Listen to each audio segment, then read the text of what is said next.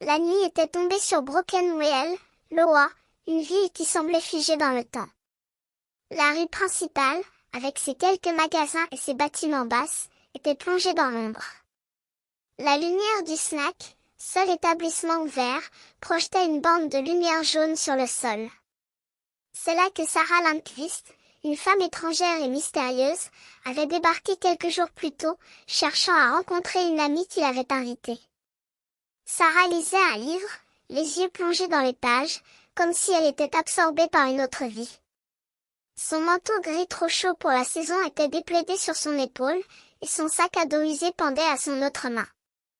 Elle regardait autour d'elle, comme si elle cherchait quelque chose ou quelqu'un. Soudain, une voiture s'arrêta devant le snack, et un homme sortit, les yeux fuyants. C'était Hank, le chauffeur qui l'avait ramené à Brokenwell. Il la regarda avec une expression indéfinissable, avant de demander « Vous voulez que je vous ramène ?» Mais Sarah secoua la tête, déterminée à rester. Tandis que Hank repartait, Sarah entra dans le snack, où une femme imposante fumait derrière le comptoir. C'était Grace, la propriétaire du snack, qui lui dit « Vous êtes la touriste, n'est-ce pas?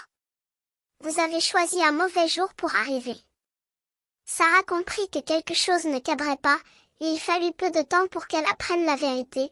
Amy, l'amie qui l'avait invitée, était morte. Sarah se sentit comme si elle était dans un rêve éveillé.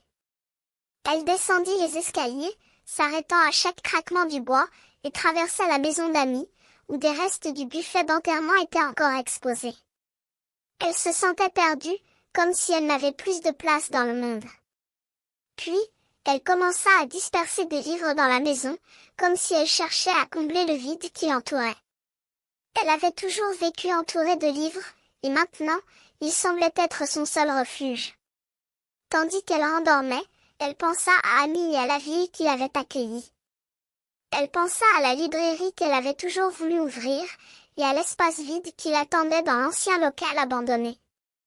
Et elle se mit à rêver de créer quelque chose de nouveau, de donner un sens à cette ville qui semblait figée dans le temps. Au matin, elle sortit sur le perron, regarda le jardin envahi d'herbes folles et de chiens daims, et sentit le besoin de faire quelque chose. Elle s'installa sur la balancelle grinçante, Bridget Jones à la main, et commença à relire la page où elle s'était arrêtée. Mais son esprit vagabondait, et elle pensait à Brokenwell, à la ville qui n'existait presque plus, mais qui semblait attendre quelque chose.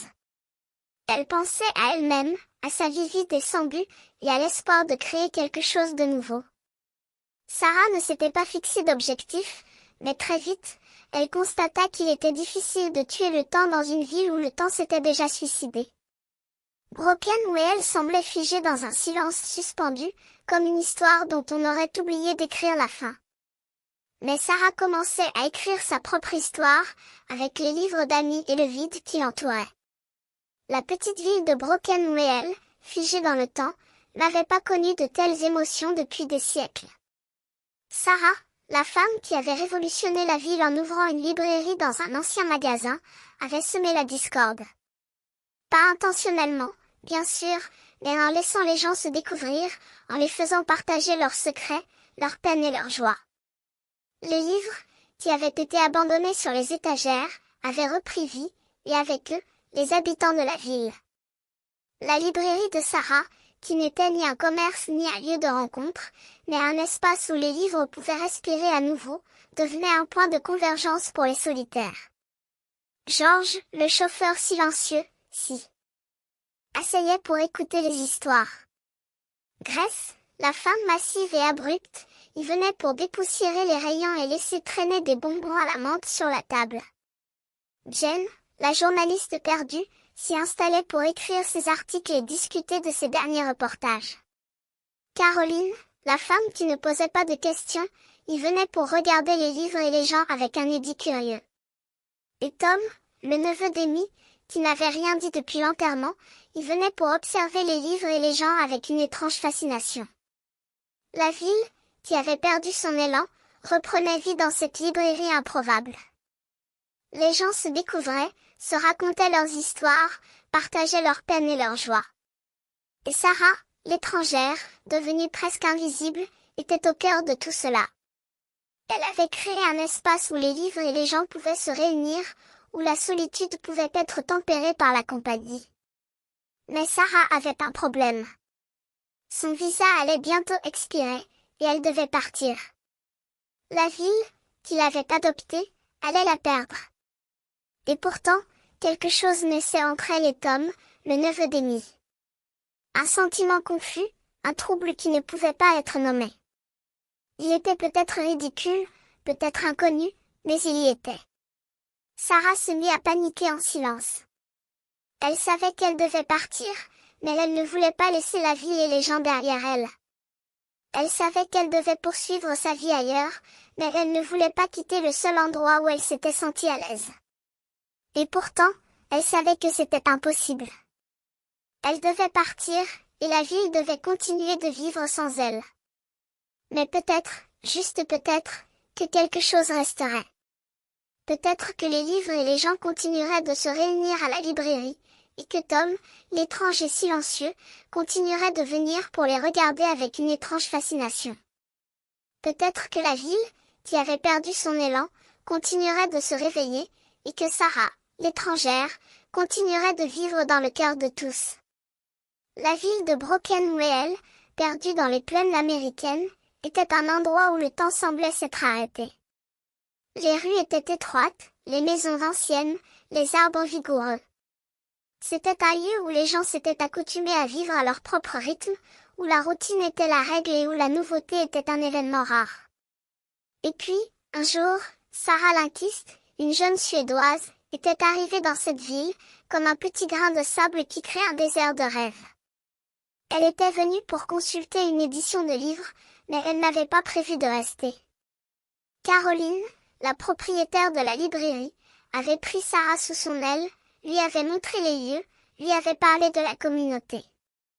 Les gens de Brokenwell avaient été charmés par sa douceur, son amour des livres et de la solitude. Mais, malgré cela, Sarah devait partir, car son visa était à expiration et elle n'avait pas de permis de travail, pas d'emploi, pas de statut. Elle devait laisser derrière elle les gens qui l'avaient adoptée, qui l'avaient comprise. C'est alors que Jen, une femme enthousiastique et déterminée, avait eu l'idée de sauver Sarah. Elle avait proposé de l'aider à rester en épousant Tom, un homme discret et aimable qui vivait dans la même ville. C'était un plan fou, mais les gens de Brokenwell avaient compris que c'était la seule façon de garder Sarah, de la faire rester avec eux. Sarah était déconcertée par cette proposition. Elle n'avait pas d'amour pour Tom, pas de sentiments romantiques. Mais, en même temps, elle ne voulait pas partir, ne voulait pas laisser derrière elle les gens qui l'avaient adoptée. Elle se sentait comme une feuille qui flottait sur l'eau, sans direction, sans but. Tom, lui, était un homme qui n'avait pas parlé de ses sentiments. Il était venu à la librairie, avait regardé Sarah avec un air sérieux, avait dit qu'il était prêt à l'aider. Mais il n'avait pas parlé de l'amour, ni de l'attachement. Il avait simplement dit qu'il voulait l'aider.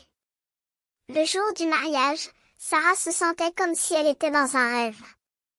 Les gens de Brokenwell étaient réunis dans la salle, avec des guirlandes à moitié défraîchies, des fleurs empruntées à plusieurs jardins, et un vieux tourne-disque qui était prêt à diffuser des sons poussiéreux.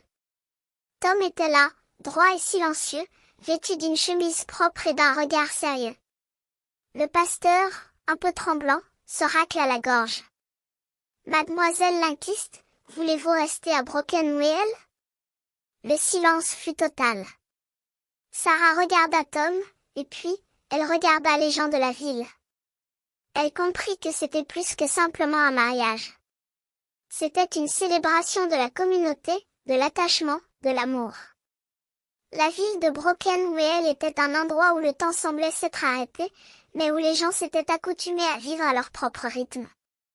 Et Sarah, elle, était devenue une partie de ce rythme. Elle avait trouvé un lieu où elle pouvait être elle-même, où elle pouvait aimer les livres et la solitude. Elle avait trouvé un amour qui ne disait pas de mots, mais qui était présent. Le mariage avait pris une ampleur qu'elle n'avait pas prévue. C'était un événement communautaire, une sorte de célébration désespérée et joyeuse, comme si la ville tout entière voulait prouver qu'elle existait encore, qu'elle était capable de s'unir pour quelque chose ou pour quelqu'un. Et Sarah, elle, était devenue la héroïne de cette histoire, la fille qui avait trouvé un amour qui n'avait pas de mots, mais qui était présent. Dans la petite ville de Brokenwell, le silence était soudain rompu par la présence de Tom, qui regardait Sarah avec une attention paisible, sans la moindre pression. C'était comme si le monde entier s'était arrêté pour attendre la réponse de cette jeune femme. Elle prit une inspiration, et les mots s'écoulèrent comme une rivière. Je ne sais pas si c'est une bonne idée. Je ne sais pas ce que ça donnera. Mais je vais essayer. Elle ne prononça pas le mot « oui », mais il en avait la couleur, le goût et le poids. Tom inclina la tête, et les applaudissements éclatèrent, comme si le poids de l'attente avait été souligné. Jen, George et la salle entière applaudirent, et le pasteur leva les mains pour prononcer une déclaration qui officialisait leur amour, même si cela n'était pas légal. Les sourires se mirent à briller, et la fête commença. Les cookies faits maison, le jus d'orange tiède et la tarte aux fruits mystérieux, pêche ou pomme, personne ne put le dire, furent dévorés avec délice. Sarah dansa avec Grace, Jen et même avec Caroline, brièvement, avant de se laisser emporter par la musique avec Tom. Il posa une main dans son dos, hésita, et elle posa la sienne sur son épaule. Leurs yeux se rencontrèrent, et il sourit, comme si le destin lui avait finalement souri. Lorsque la nuit tomba, Brokenwell scintillait sous les lampions et les ampoules recyclées, laissant à Sarah un sentiment de paix et de bonheur. Elle n'avait pas prévu d'avoir une maison ici, encore moins une famille, mais parfois, les livres ne sont pas les seules choses à avoir plusieurs fins possibles. Et cette fois, elle avait choisi la sienne. En regardant les gens rire, parler et vivre sur le perron de la librairie, Sarah sentit que chaque jour était une nouvelle page à écrire, et qu'elle avait choisi de se donner le temps d'écrire son propre histoire. Merci d'avoir partagé ce moment avec moi, et je vous souhaite que cette histoire vous apporte un peu de calme et de sérénité. Souviens-toi, tu peux toujours revenir ici, chaque fois que tu as besoin d'un instant pour toi, pour te détendre, ou juste écouter une belle histoire. Prends soin de toi, et n'oublie pas que chaque jour est une nouvelle page à écrire. Bonne nuit, et fais de beaux rêves.